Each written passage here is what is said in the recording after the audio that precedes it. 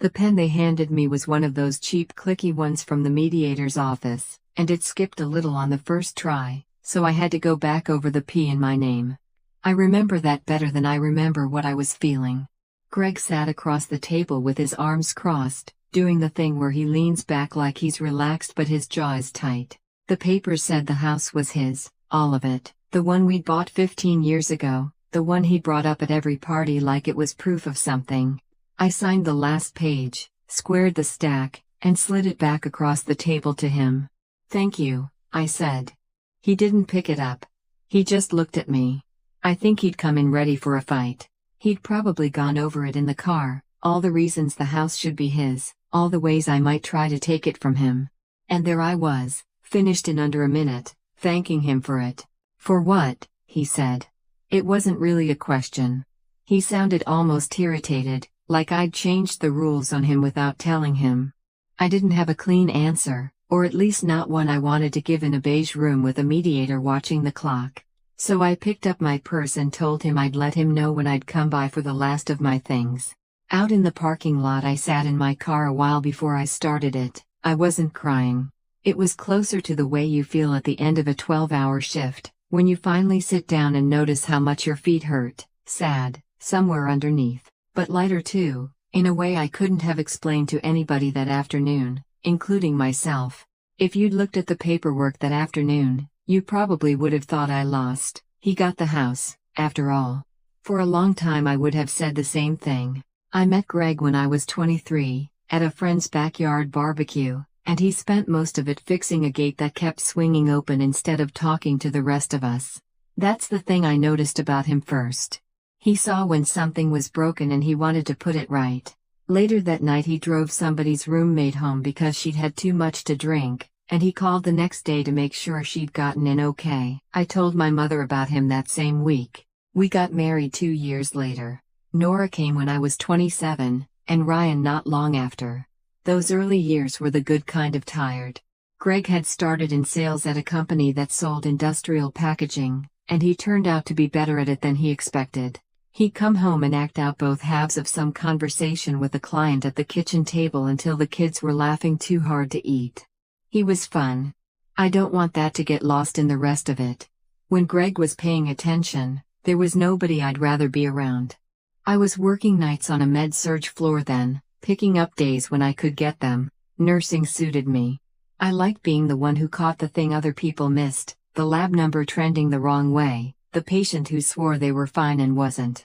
Greg used to tell people his wife could tell you were sick before you knew it yourself.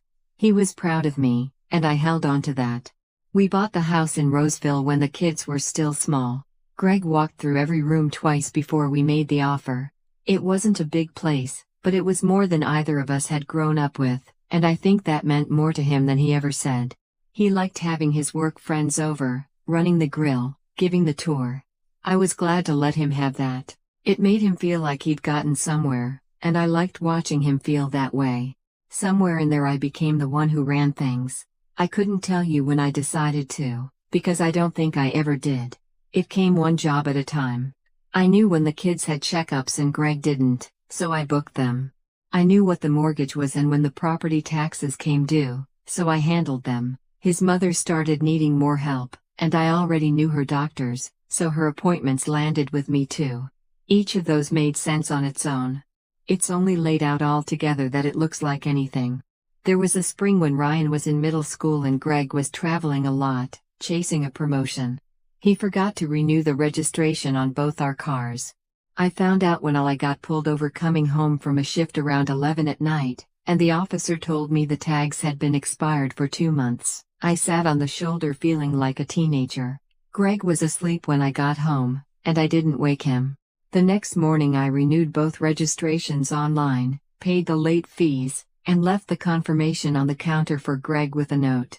He said thanks and asked if I'd stopped for coffee. I had. I'd stopped being surprised by that a long time before. I could give you 50 small stories like that one, and at the time not one of them felt like a reason to leave a marriage.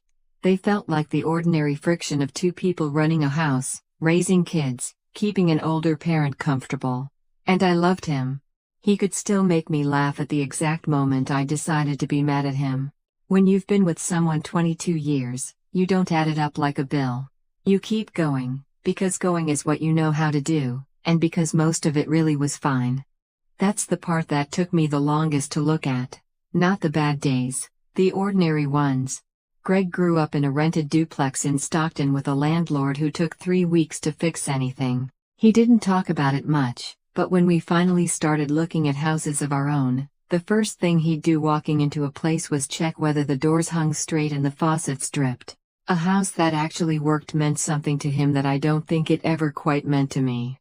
When we found the one in Roseville, we were reaching a little. 2 incomes made it work, but there wasn't much slack in the budget those first years. Greg didn't seem to mind. The day we got the keys, he stood in the empty living room and looked around like he was trying to memorize it. He said, "My dad never owned anything." That was the whole sentence. He didn't explain it, and I didn't ask him to. Those first couple of years we ate a lot of dinners on a card table, because we'd put everything we had into the down payment. I didn't really mind. Being broke in a house we owned felt different from being broke in a place we rented. Greg felt it too. On Sunday mornings he'd stand at the counter with his coffee, looking out at a backyard that needed a lot of work, planning it out loud like we had all the time and money in the world. It turned out to be a good house for us. Nora learned to ride a bike in the cul-de-sac out front, with Greg running alongside her holding the seat a lot longer than he needed to, because she wasn't ready to know he'd already let go. We had Christmases where Sylvia stayed in the guest room and complained about the pillows and we all pretended not to hear her. Ryan's height marks climbed up the pantry doorframe, a pencil line for every birthday, and the last time I looked they were still there. Greg loved having people over. A few times a year he'd invite his work friends and their spouses for a barbecue and spend the whole afternoon at the grill with a beer, telling the same story about a client who once tried to pay an invoice in gift cards. He'd walk the newer guys around the yard, the shed he kept organized, the water heater he'd put in himself. I used to tease him that he gave the garage tour like it was a model home. He'd laugh and do it again the next time. The first time his mother came to stay, he walked her through every room like a docent, and she told him it was too big to keep clean, and he grinned the whole time anyway. In 2021 we refinanced. Rates had fallen to something that felt almost made up, and Greg had been watching them for weeks, checking a couple of times a day like it was a game he could win. We locked in right around 3%. He was so pleased you'd have thought he'd talked them into it personally. For a long time after, if money came up with friends, he'd find a way to work our rate into the conversation. Somebody would groan, and he'd sit back looking satisfied. It was a good rate. He'd earned the right to be a little smug about it. To Greg, the house was the proof. Not of money, exactly. Of the distance between a rented duplex in Stockton and a cul-de-sac where his own kids learned to ride bikes. I understood that about him. I just never needed the house to tell me the same thing. The way it worked was that I always knew where everything was, not just objects, appointments, permission slips, whose turn it was to bring the snacks, when the gutters needed cleaning, which of Ryan's friends we quietly didn't love. Greg knew almost none of it, and he didn't have to, because he could ask me and I'd have the answer in about 2 seconds. The kids ran everything through me on reflex. Ryan could be standing 3 feet from his father and still holler my name from the other room to ask where his cleats were. Greg thought it was funny. So did I. Mostly. I remember a Saturday when his sister called to invite us all to her kid's birthday party the next weekend. Greg took it in the other room, came back, and said, "We're in," I told Karen. Then he sat back down to his game. He hadn't checked that Nora had a game that morning, or that Ryan had a project due, or that the party was 90 minutes away. None of that had occurred to him, because in his experience those things always got sorted out. And they did. I moved some pieces around and we went. And it was a nice party. He wasn't being careless on purpose. He'd just never had to hold the calendar in his head, so he had no idea it weighed anything. Sylvia started slowing down in her late 70s. Small things at first, she'd miss a follow-up, or take a pill twice because she couldn't remember the first one. Greg worried about it out loud but didn't know what to do with the worry. He kept saying somebody should really get her a better system. I already had her pharmacy in my phone from a stay she'd had in the hospital, and I understood how her Medicare plan worked, and I was off on Tuesdays. So one night I said, I can take care of it. It started with the prescriptions and then it wasn't just the prescriptions. I noticed she'd stopped answering her phone in the afternoons, so I started calling in the mornings. She got confused by a rideshare, so I began driving her to the appointments I'd already made. Each new piece attached itself to the one before it, and after a while her doctors had my number instead of Greg's. He was grateful, really grateful. He hugged me in the kitchen and said he didn't know what his mom would do without me, and he meant it. I felt good about that hug for days. It didn't occur to either of us that I'd just signed up for something with no end date. Around that same time, my manager caught me in the hallway and told me they were putting together a small team to get certified in wound care, and she wanted me on it. It came with a stipend and a title and, eventually, more say in how the floor ran. The thing is, I wanted it. Wound care was the part of the job I was genuinely good at, the slow work that took a kind of patience other people ran out of.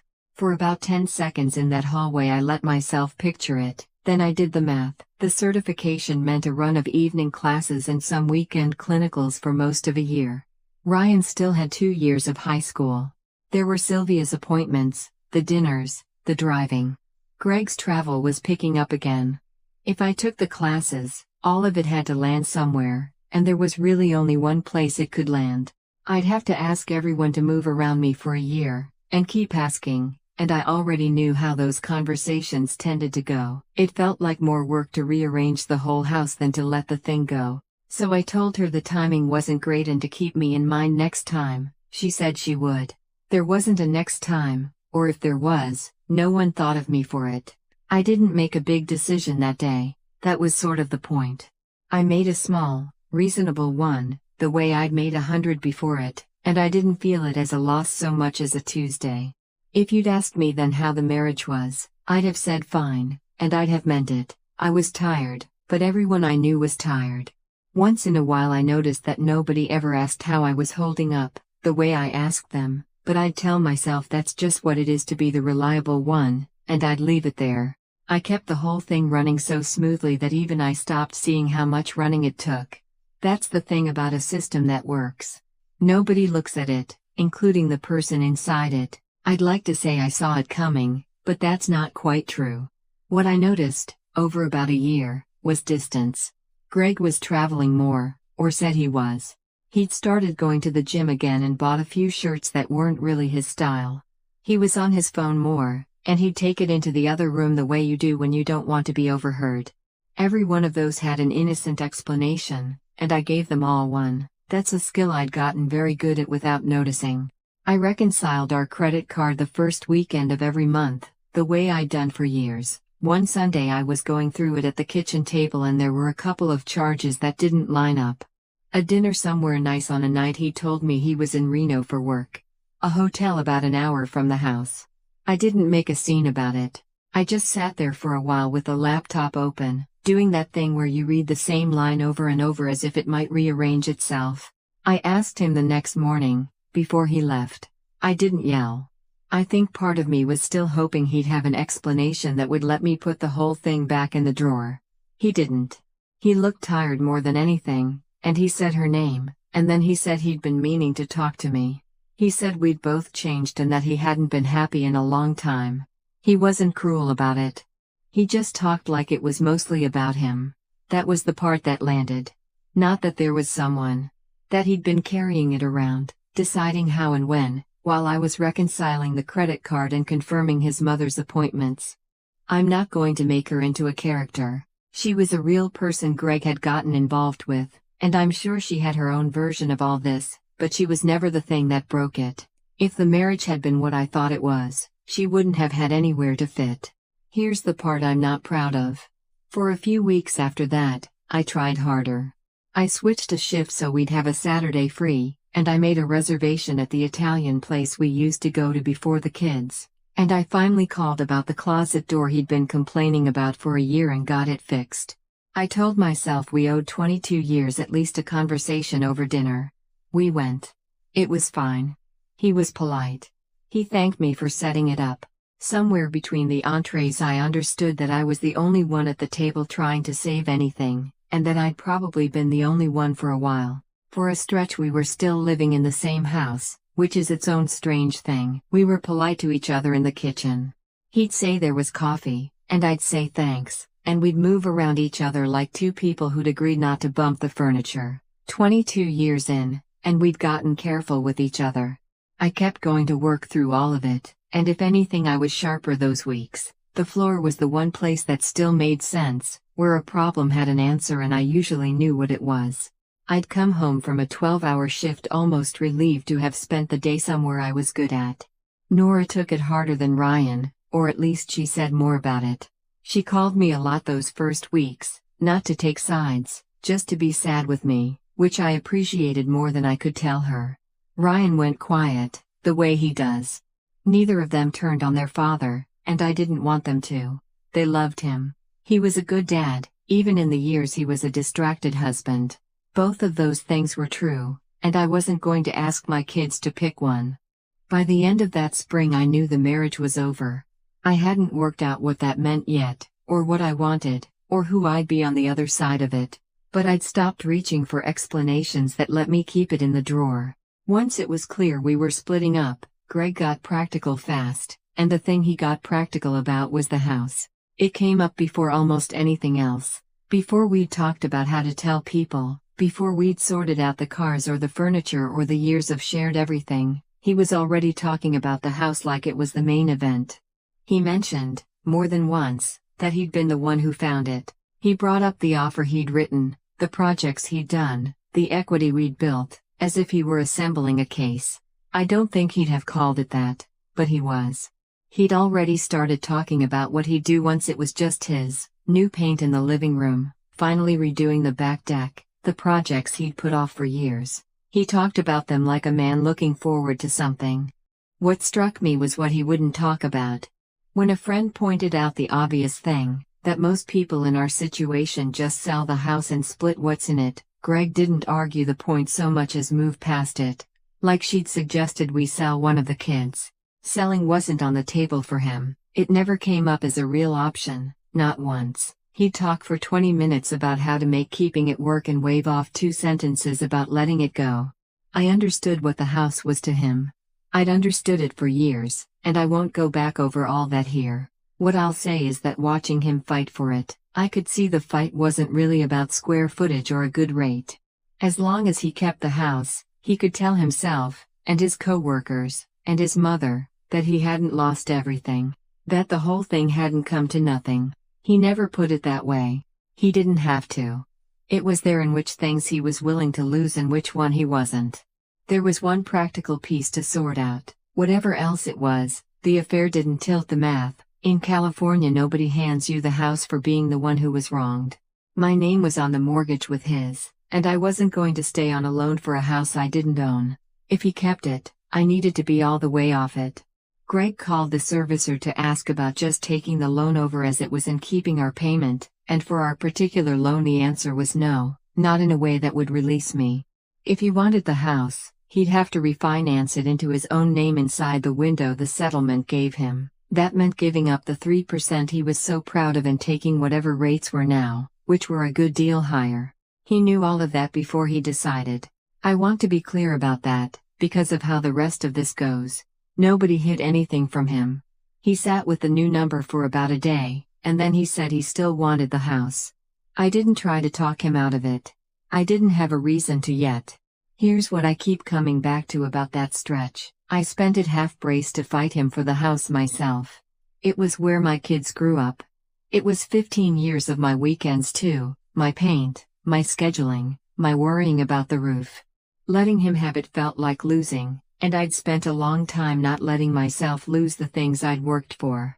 I'd even told my attorney, early on, that I might want to keep it, and I remember watching her write it down and feeling like I'd said it because it was the thing you're supposed to say, not because I'd actually checked. So I assumed I wanted it, the way you assume you're hungry at noon because it's noon. It wasn't until I watched how badly Greg needed the house that a small, quiet question turned up, the kind you can't unnotice once you have. He clearly wanted it. I hadn't once stopped to ask myself whether I did. Greg had started staying somewhere else by then, so the house was mine most evenings, which was new. I'd lived in it for 15 years, and I don't think I'd ever really been alone in it. There was always someone coming or going, or about to. One night I went to make dinner and stood in front of the open refrigerator for a while, not because I couldn't find anything but because I couldn't think of what I wanted. There was Greg's yogurt, the kind only he ate. There was the hot sauce Ryan liked, still in the door even though Ryan had been at school since August. There was buttermilk left from a recipe I'd made for a potluck at Greg's office, and half a sheet cake I'd bought for a coworker's retirement and kept meaning to bring in. I'd stocked that refrigerator for years, and standing there I realized almost nothing in it was there because I'd wanted it. I ended up eating cereal at the counter, and it was the first meal in a long time I'd made only for myself. The calendar was still stuck to the freezer door, the paper kind I filled out at the start of every month. It was all my handwriting. Dentist for Ryan, oil change, Sylvia's cardiology follow-up, Nora's move-in weekend, the plumber, a reminder to send Greg's mother flowers on her birthday. Months of it, going back and back. I looked for something on it that was only mine, and I couldn't find one. Not a class, not a trip, not a lunch with a friend. I wasn't even angry about it. Mostly I was just surprised. I walked through the house that night the way you do a place you're about to leave. The height marks were still on the pantry frame, and I put my hand on them. Ryan learning to walk in that hallway. Nora asleep on the stairs one Christmas Eve because she was too excited to make it to bed.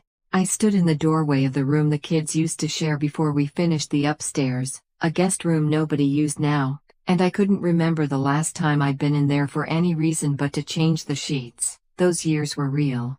I wasn't standing there deciding the good ones had been a lie. They happened, they were mine, and no piece of paper was going to change that.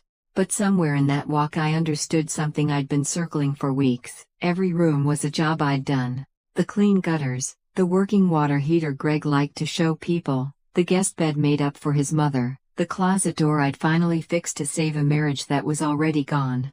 I'd built a whole life around being the one who kept it running, and I'd done it so steadily that I'd never once stopped to ask whether I liked the shape of it. I hadn't chosen the life. I'd maintained it.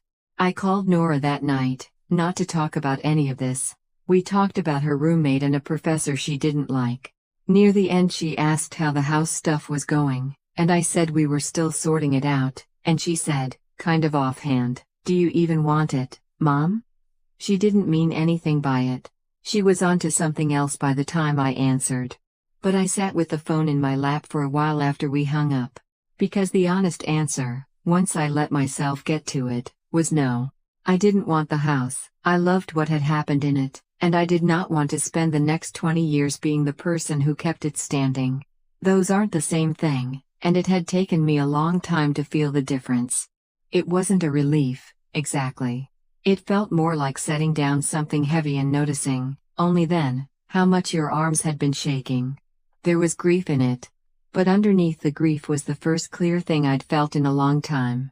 Once I knew, the rest of it got quieter, at least on my end. I met with my attorney the following week. She had the asset sheet, everything we owned laid out in 2 columns. It was strange to see 22 years turned into a list you could add up. I kept waiting to feel something looking at it, and mostly I just felt tired, and then, a little unexpectedly, ready. The house was on it, with the equity we'd built, somewhere around $280,000. Across from it were the retirement accounts, which came out to roughly the same. She started walking me through the ways people usually split all of it, and partway through I told her I didn't want to fight for the house. I wanted my share. I just wanted it in the retirement accounts instead of the house. She looked at me for a second to make sure I meant it. I did. It got simple once I let it be simple. Greg would keep the house and the equity in it. I'd keep the retirement, which came to about the same, and the professionals would handle the paperwork so it landed even. I wasn't handing him anything for free. I was keeping my half. I just didn't want my half tied up in a house I no longer wanted to maintain. I knew, from the servicer call, that the house would cost him more on his own, and I left that where it belonged, with him. That was the real thing I was choosing, if I'm honest. Not the money. I was choosing to stop being the person who kept track of what the house needed, who worried about the roof and the taxes and the payment and made it all work. Greg wanted to keep all of that. I finally didn't. I noticed around then that I'd started sleeping again, not all at once, but a little more each week. I hadn't realized how long I'd been lying awake going over everything that needed doing.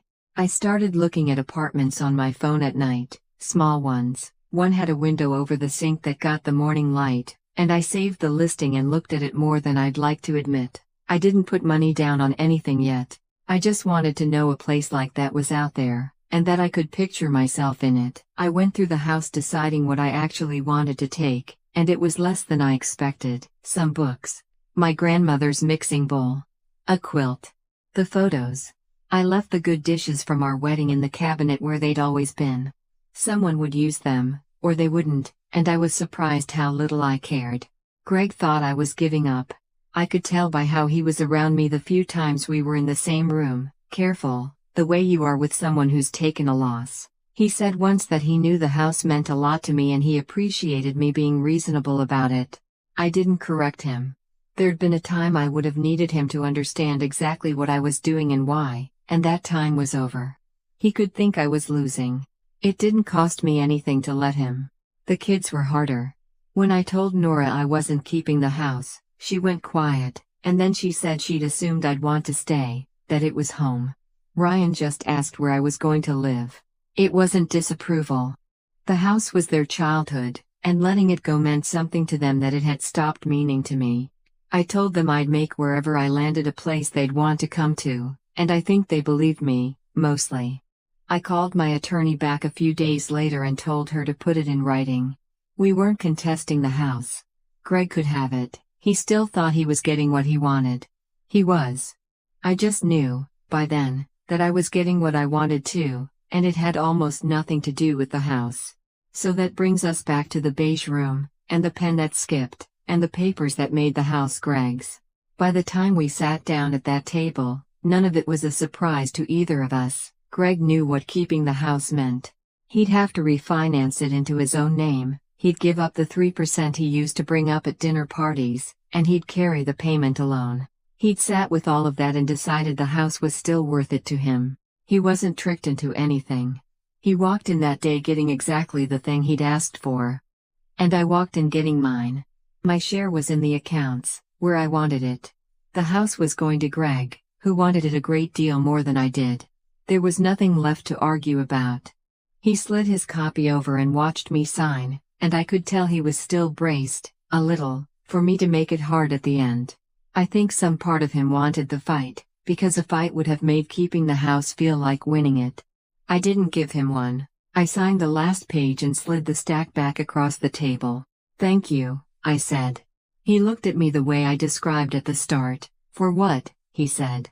There was a version of that afternoon where I explained it to him, where I laid out the whole thing, the refrigerator and the calendar and the rooms and the years. I didn't do that. He wouldn't have heard it as anything but strange, and I'd finally gotten to a place where I didn't need him to understand me in order to know what I was doing. So I didn't answer. I picked up my purse, told him I'd come by for the last of my things, and walked out to the parking lot. I sat in the car for a minute, sad and lighter at the same time, the way I told you. Then I started the car and drove off. I moved out that summer, into a 2-bedroom on the 2nd floor of a building near the hospital. It was smaller than what I'd left, and older, and it had that window over the sink I'd saved the listing for. The morning light came in exactly the way I'd hoped it would, which almost never happens. The first few weeks, the quiet took some getting used to. I'd catch myself reaching for my phone to check a calendar that no longer had anyone else's appointments on it. Then I stopped reaching. I bought groceries that were just things I liked, and half of them sat in the refrigerator uneaten because I was still learning what I actually wanted to eat when no one else was part of the equation. I hung the quilt over the back of the couch and put my grandmother's bowl where I could see it, and that was most of my decorating. I saw more of Rosa from work, the friend I'd kept meaning to make time for and never had. We started going to a Thursday movie most weeks, the cheap early showing, and it became the thing I looked forward to. The first weekend I had nothing scheduled at all. I panicked a little, and then I drove up to the coast by myself and walked around Bodega Bay and got a bowl of clam chowder and drove home. It was the most ordinary day, and it was entirely my own idea. I asked my manager, that fall, whether the wound care certification might come around again. She said the next group was forming after the new year and put my name on it, and this time I let her. It wasn't a promotion, nobody made a speech. It was just a class I'd wanted to take for years, finally landing on a calendar that had room for it. By spring I was in it 2 evenings a week, and I liked it as much as I'd thought I would. I heard about Greg here and there, the way you do when you share 2 kids. Sylvia's care had gone back to him and his sister after I left, which was as it should have been. I still called her now and then, because I'd gotten fond of her, but I wasn't the one holding it together anymore. Ryan mentioned once, not making anything of it, that his dad had grumbled about the new mortgage payment and was holding off on the back deck he'd talked about redoing. That was the whole of it. Greg had refinanced, like he'd always known he would, and the house that had been easy on 2 incomes took a bigger bite of one. He could still afford it. He wasn't in any trouble. It just cost him something to keep, in a way it hadn't when we were both inside it. I didn't feel anything sharp about that. It was his house and his choice, and both of those were finally true in a way they hadn't been before. Mostly I wasn't thinking about the house at all. I was too busy figuring out what to do with the week that was finally my own. It's been a couple of years now. Greg and I are fine, in the careful way you're fine with someone you used to be married to. We text about the kids. He remarried, eventually, and I was glad to hear it, mostly because it meant neither of us was still waiting for the other to turn into someone we could have stayed married to. There was no big reckoning between us. He never apologized for how it ended, and somewhere along the way I stopped needing him to.